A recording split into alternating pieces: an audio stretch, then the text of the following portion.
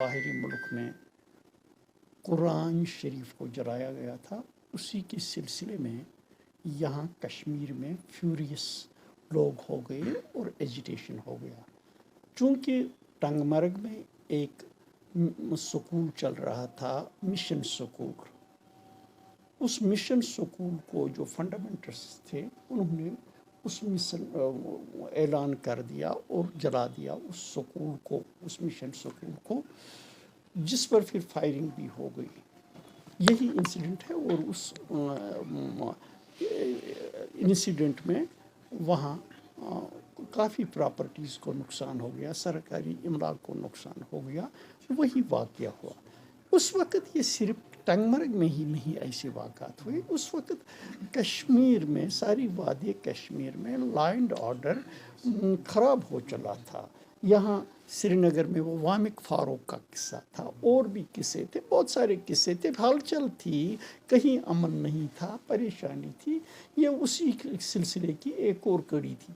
اب عمر صاحب نے اس قصے کو کچھ بڑا، چونکہ وہ کانسٹیچوئنسی میں گئے تھے، وہاں نیشنل کانفرنس کی ساکھ نہیں ہے، اپنی ساکھ کو بڑھانے کے لیے اس نے اس کو کچھ اور رنگ دینے کی کوشش کی، اور جواباً ہم نے پھر وضاحت کی نیشنل کانفرنس کی حیثیت کیا ہے، حقیقت کیا ہے، اس کی لیڈرشپ کیا ہے، اور ان کا صحیح چہرہ پیش کرنے کی کوشش کی۔ تو انہوں نے خاص کر بتایا ہے کہ الطاف بخاری کو چاہیے کہ وہ یہ بتائے کہ 2010 میں ٹنگ مرگ کو کس نے جلایا۔ دیکھیے، ان کے ورڈز میں نے جو دیکھیے، الطاف بخاری نے کولگام میں جب اس سے میڈیا والوں نے سوال کیا اسی بارے میں، جب اس نے میرے بارے میں کہا کہ وی کے سنگھ نے کچھ بیان دیا ہے، تو الطاف صاحب نے جواب دیا کہ عمر صاحب کو یاد رکھنا چاہیے کہ 2002 میں جب اس کی حکومت گرنے پہ تھی، اس حکومت کو بچایا کس نے؟ وہ تو غلام حسن میر ہی تھا۔ تو اب غلام حسن میر پہ ہی الزامات اور تنقید کرتے ہو۔ پہلے میں یہ بات کرنا چاہتا ہوں، دیکھیں میں نے پہلے بھی کہہ دیا کتنی غلط بیانی سے عمر صاحب نے کام لیا۔ اس نے کہا کہ وی کے سنگھ نے غلام حسن میر کو پیسے دیے، جبکہ V K Singh is on record to have said Ghulam Hassan میر پہ الزام لگانا خدا پہ الزام، گاڈ پہ الزام لگانا ہے۔ یہ خود اس کو سمجھنا چاہیے تو وہ کیا کرے خود اس کا۔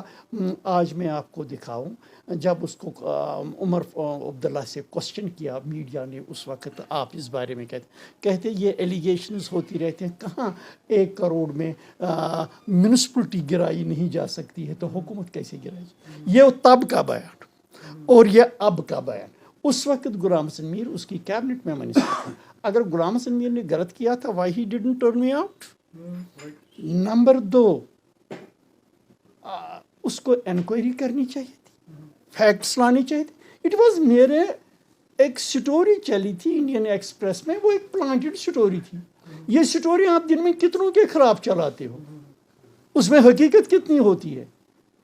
اسی طرح ایک چلایا تھا، اس کو بھی پورا یقین ہے یہ کیا تھا کیا نہیں تھا، لیکن چونکہ اپنی ساکھ اور اپنی پارٹی ان کی جو ہے وہ ہمیشہ غلط بنیادوں پہ قائم ہے، انہی غلط بنیادوں پہ آج بھی یہ اپنے کیسٹلز بنانا چاہتے تھے، لیکن اس وقت لوگ باخبر ہیں یہ غلط بنیادوں پہ کسی کو اپنا محل تعمیر کرنے نہیں دیں۔ پارٹیاں ایک دوسرے کو حدبی تنقید بناتی ہیں، اپنا اپنا ایک ویو پوائنٹ ہوتا ہے، اپنا ایک ویو ہوتا ہے، کوئی ایک طریقے سے ایک مسئلے کو پیش کرتا ہے، دوسرا دوسرے طریقے سے۔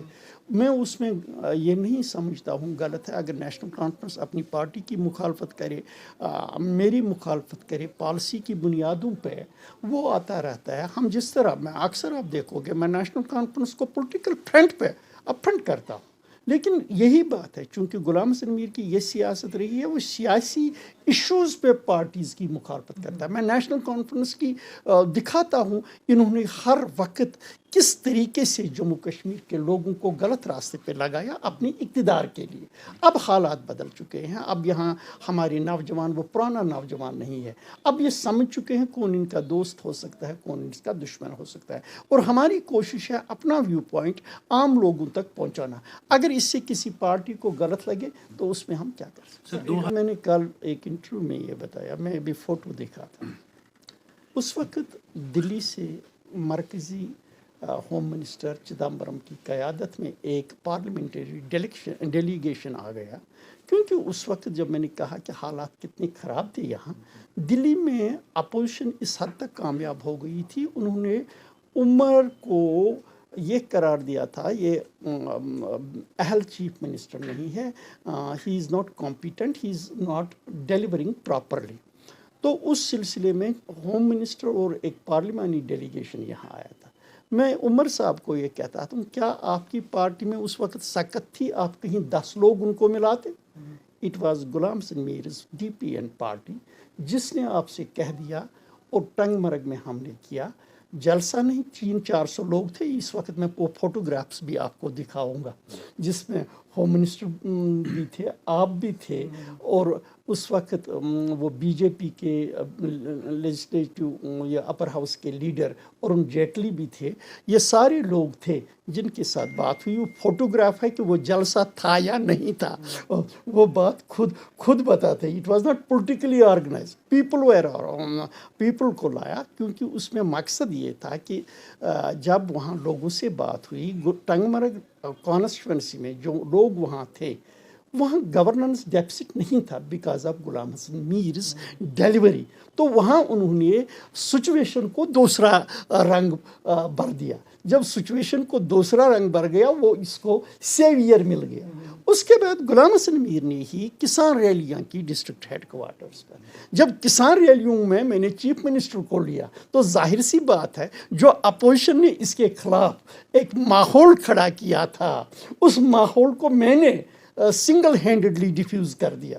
اس بات کا احساس ہونا چاہیے. یہ بھولنا کیا ہے؟ دراصل ان کو کیا ہے، یہ پرابلم ہے نیشنل کانفرنس کی.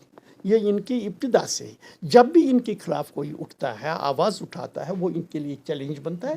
یہ اس کو کبھی غدار کہتے ہیں، کبھی کانسپائریٹر کہتے ہیں، کبھی کچھ کہتے ہیں. لیکن یہی 84 میں ہائی کورٹ نے وہ قرار دیا، وہ سپرٹ تھا، باضابطہ سپرٹ ہو گئی نیشنل کانفرنس اور آپ کو اقتدار سے ہٹایا. 2002 میں الیکٹڈ آ گئی. یہ ہر چیز میں سے وہ سازش دیکھیں. جب یہ حکومت میں ہوں پھر کوئی سازش نہیں، اگر کوئی دوسرا حکومت میں آئے وہ سازش بن جائے. کتنا انہوں نے لوگوں کو یہ غلط بیانی سے کام لیتے ہیں. Why don't they accept the facts کہ یہ ڈکٹیٹرشپ کا زمانہ گیا ہے، اب جمہوریت کا زمانہ ہے جہاں کے لوگ جس کو اپنا حاکم بنانا چاہیں بنائیں گے. یہ کوئی نہیں بنا سکتا، یہ تو اب گیا ہے. آپ دیکھ رہے ہیں 2002 کے بعد کبھی یہ ایبسلوٹ میجارٹی نہیں لا رہے. یہ کیوں نہیں بول رہے ہیں کہ دن بدن یہ زوال پذیر ہو رہے ہیں. ان کو دیکھنا، میں تو ان کی پارٹی کو ہی یہ مانتا ہوں کہ it is old age home for retired employees. دیکھ لیجئے اگر ان میں پالیٹیشنز ہوتے، ان کو کیوں باہر سے ریٹائرڈ لوگوں کو لانا تھا؟